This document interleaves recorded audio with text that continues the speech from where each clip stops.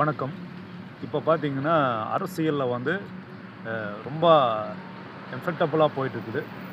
என்ன அப்படின்னு கேட்கும்போது, அ 2டே டேபிளு 39 பேரு உடற்கூறு எப்படி செஞ்சீங்க அப்படின்னு சொல்லி எதிர்க்கட்சிகள் அனைவருமே வந்து கேட்குறாங்க. இதனால அரசு திக்குமுக்காகி நிக்குது.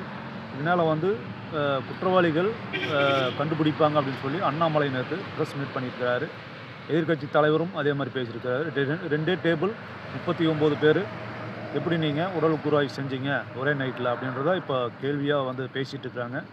கண்டிப்பா இதில பின்புலமா யாராவது இருப்பாங்களா? என்ன ஏது அப்படின்றது பொறுத்திருந்து பார்ப்போம். சிபிஐ விசாரணை நடந்துட்டு இருக்குது.